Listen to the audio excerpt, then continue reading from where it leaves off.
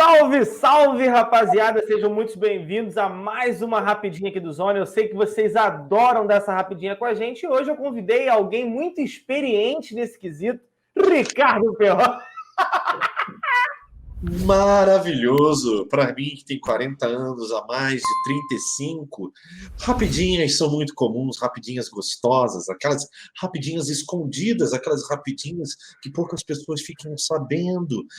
Estamos aqui para uma rapidinha especial hoje, hein? Essa é especial mesmo, Perrota, porque assim, é um tema que a gente vai discutir quais serão os impactos para o futuro depois de toda essa pandemia passar, né? A gente vai falar sobre justamente esses efeitos no futebol, alinhando esse momento em que o Flamengo vive nadando contra a maré do futebol brasileiro, né? A gente sabe que o cenário brasileiro é completamente tenebroso quando a gente fala, principalmente na transparência, né, dos balanços financeiros, mas a gente quer indicar para vocês que o Flamengo vive hoje, o que o Flamengo vive não é apenas coincidência. Muitos clubes estagnaram ou viram suas receitas caindo, enquanto o Flamengo continua se superando e alcançando marcas incríveis. E a gente quer saber do Perrota principalmente isso, né? Os efeitos que essa pandemia pode causar e acabar até quebrando muitos clubes, enquanto o Flamengo pode ser um dos poucos que saiam aliviados, né? Ou ao menos tranquilos dessa situação. Pois é, meu amigo Cleitinho, meus amigos aí no chat, não deixem de dar seu like e principalmente, galera, mandem seus comentários, se vocês concordam ou não, se vocês gostam de determinado assunto, se vocês têm alguma dúvida, principalmente sobre os assuntos que a gente vai tocar hoje aqui na Rapidinha, relacionado aos balanços financeiros dos clubes e o abismo que acaba de se abrir entre Flamengo e todos os clubes no Brasil. Por que eu digo isso? Pelo seguinte, começaram os balanços financeiros dos clubes de futebol, o primeiro prazo era no mês de março, até o final do mês de março, e somente Flamengo, Santos e Bahia cumpriram esse prazo. Esse prazo foi estendido, principalmente com a chegada da pandemia, ele foi estendido até, na realidade, até junho. E alguns clubes começaram a divulgar e enviar os seus balanços. Os principais analistas brasileiros que cuidam da análise detalhe por detalhe de todos esses balanços que a gente conhece é o Rodrigo Capello, muito conhecido, que trabalha na Sport TV, no Grupo Globo, e também o César Grafietti, que é um analista, né, que é o mais perseguido e faz as análises para o Itaú BBA. Né? Esses analistas já estão com alguns desses balanços em mãos e prometem entregar esses balanços, a análise desses balanços, provavelmente no final de junho ou começo de julho desse ano. Mas, inclusive, é importante salientar que existem também alguns outros analistas financeiros que já vêm começando a dar pitadas sobre os indicadores desses balanços.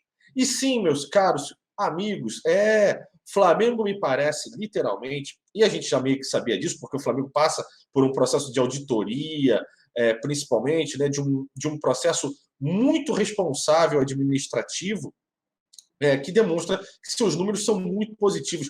E o abismo financeiro entre o Flamengo e os outros clubes, principalmente no Rio de Janeiro, literalmente agora está registrado. Para vocês terem ideia, hoje eu não vou passar todos os detalhes, provavelmente a gente vai discutir isso ao longo da semana em todas as livezonas aqui no Zona Rubro Negra. Eu e meus amigos de bancada, Alain, Marcão, Arthur, Cleitinho, Rodrigo, Pet, por aí vai. Tá? Então, hoje eu vou passar mais ou menos um en passant aí para vocês.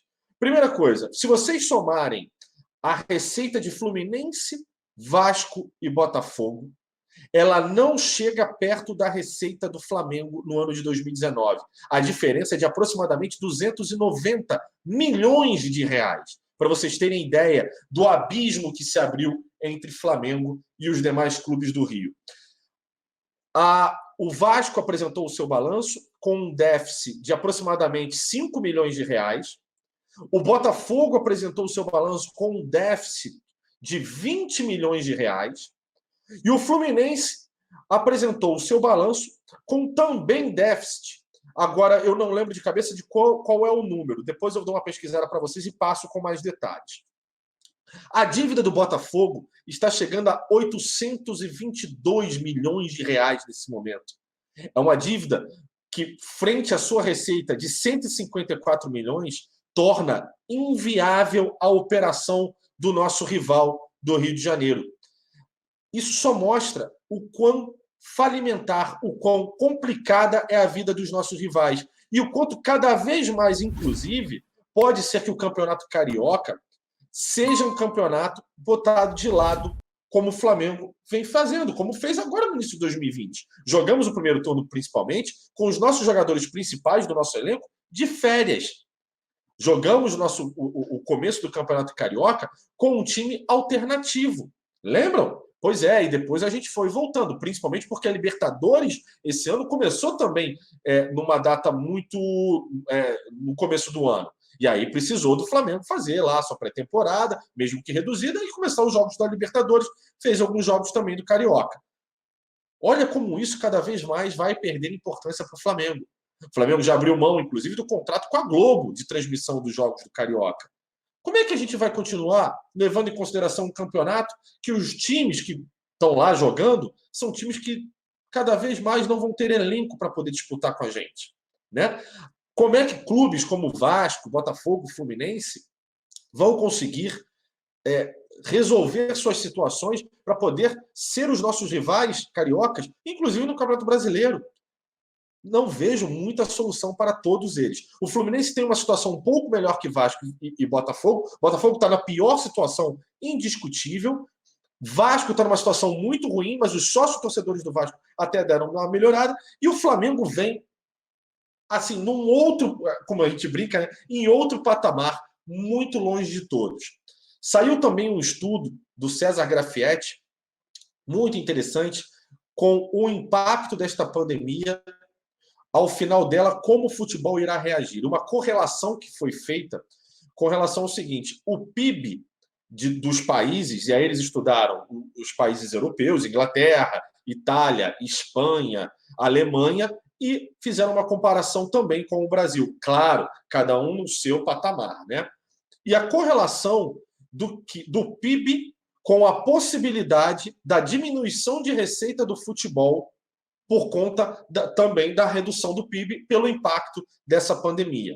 Esse é um estudo bastante interessante que demonstra que as receitas, por exemplo, de TV, as receitas de campeonato, o número de jogos, principalmente, precisarão ser reduzidos. Tudo isso vai ser um impacto direto que vai acontecer no futebol nacional, sim, no futebol brasileiro. E que os clubes precisarão ter uma administração absolutamente responsável e organizada para poder suportar esses impactos. Por que diz isso? Porque quando você tem um custo maior, uma receita menor, uma relação de grana que impacta diretamente os cofres de cada clube, se você não estiver saneado e administrativamente organizado, você bota tudo a perder. Você pode aumentar o risco de fazer com que o seu elenco, que as disputas dos seus campeonatos, e principalmente de vencer campeonatos, se torne cada vez mais difícil. Flamengo parece pioneiro e tranquilo, ao contrário de vários clubes, inclusive com apontamento sobre o Palmeiras, que tem uma relação de quase mecenato com seus patrocinadores, que provavelmente também terá impacto, e que esse impacto vai ocasionar aos cofres do Palmeiras uma redução de valores de receita. Isso provavelmente impactará no nosso, hoje, rival direto aqui no Brasil. É uma relação bastante interessante que provavelmente nós todos debateremos ao longo de toda a semana aqui no Zona Rubro-Negra, nas livezonas. É importante sempre salientar, o Flamengo é um clube hoje que, mesmo sofrendo com impactos financeiros por conta, inclusive, dessa pandemia, a gente sabe das demissões que acabaram de ocorrer, né, das reduções do que está sendo feito de negociação com redução de salário, corte de salário, principalmente para que não exista mais demissões possíveis aí para frente. A gente sabe de tudo isso, mas o Flamengo me parece o clube, segundo o balanço, segundo a gente vê a questão de receitas, a possibilidade de um novo patrocinador entrando no Flamengo muito em breve, e tantas boas notícias como a negociação do Pablo Mari e tantas outras. As transferências de jogadores, né, que o Flamengo tem, isso demonstra que o Flamengo está, sim, muito saudável e deverá passar, mesmo com turbulências, por esse momento de maneira tranquila, ao contrário dos nossos rivais. Esperem por esperar. Teremos clubes que não só disputarão os campeonatos e provavelmente terão rebaixamento como algo comum acontecendo, lutarão muito contra isso. Teremos a volta da justiça brasileira hoje, a partir de hoje, dia 4 de maio, o que poderá ocasionar em vários processos trabalhistas, porque tem vários times que não pagam salário há mais de 3 meses, o Vasco é um deles. Teremos clubes sem nenhuma provisão de receita próxima que fará com que se torne absolutamente inviável suas operações, o seu dia a dia, a manutenção, a estrutura, né, para que possam disputar os campeonatos que estão aí por vir. Teremos muitas notícias ainda e todas essas análises, todos esses detalhes nós falaremos aqui através das livezonas que começam às 21 horas. Perfeito, Perrotinha, muito bom. Acho que, assim, resumiu melhor do que eu poderia imaginar, sinceramente. A gente trocou uma ideia, né, para a gente poder comentar sobre o assunto. Assim, é um material muito extenso e ele ainda tem muito por vir, porque ainda há clubes que sequer divulgaram os seus balanços. Eu posso dizer eles sem nenhum problema. Atlético Mineiro, Avaí, Chapecoense, Corinthians, Cruzeiro e CSA. Esses foram os clubes que disputaram a primeira divisão em 2019. E aí o Perrotinha ele ficou muito assim, ele entrou de cabeça no cenário carioca, pensando mais no Flamengo, Vasco, Botafogo, Fluminense. Se a gente vê, Minas daqui a pouco os dois clubes podem ficar simplesmente desaparecidos do mapa. Porque a gente está vindo aqui para falar para vocês justamente sobre os efeitos que vão acontecer após a pandemia. Ou seja, apesar do Flamengo, como o Perrota bem colocou, passar por uma turbulência, outros clubes podem sequer ter essa oportunidade para pensar em manter seguindo vivo, sereno, calmo. A corda está no pescoço de muita gente e apesar de muita coisa estranha estar acontecendo, a Adidas não ter pago o Flamengo e outras coisas terem acontecido em todo esse momento, né, toda a mudança do cenário mundial, eu acho que, assim, há muitas pessoas, muitos clubes que vão sofrer severamente com esses impactos e com esses efeitos dessa pandemia que está acontecendo. Então, assim, é por isso que eu frisei no início, não foi coincidência. O Flamengo hoje pode se dar ao luxo de ficar tranquilo, dele ser transparente, porque felizmente foi feito um trabalho muito sério, árduo, para mudar o panorama do Flamengo.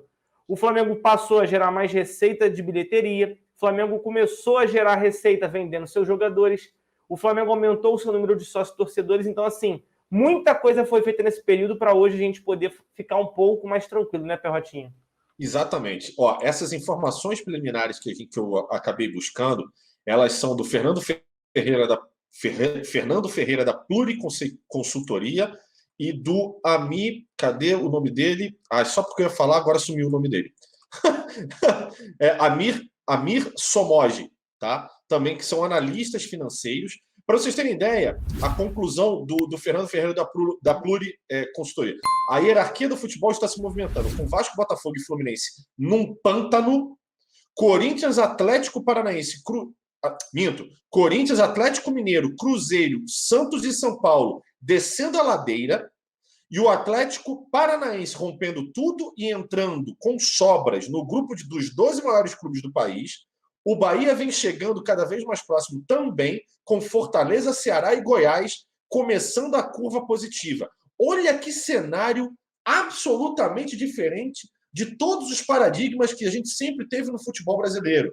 Clubes tradicionais, históricos, de tradição, né, que vêm no pântano, cada vez caindo, aumentando o seu endividamento, aumentando a desorganização financeira, maquiando, tendo déficit, criando o caos administrativo que é hoje difícil, principalmente com o que está acontecendo no mundo atualmente. Enquanto clubes de menor expressão, que tem de ter todo o respeito, mas de menor expressão, de menor tradição, vem crescendo nesse cenário. Por quê? Porque se organizaram previamente, viram esse movimento do Flamengo, que hoje viaja em céu de brigadeiro, sozinho, tranquilo. Tem as turbulências, mas está preparado. Comete alguns erros? Pode cometer. A gente acabou de passar por uma demissão que todos nós torcedores estamos questionando, mas continua voando em céu de brigadeiro, muito bem, obrigado, e sozinho.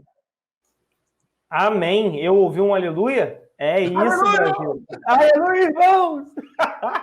Então, galera, espero que vocês tenham gostado desse tema. É um tema um pouquinho assim mais específico, né? Não abrange tanto o gosto das pessoas, mas assim, é um tema importante para a gente falar, para meio que tranquilizar vocês nessa questão, né, de como o Flamengo vai reagir após tudo isso que está rolando. Então, assim, se você gostou, deixe seu like. Se você não gostou também, deixe seu like também. Não se importa, não.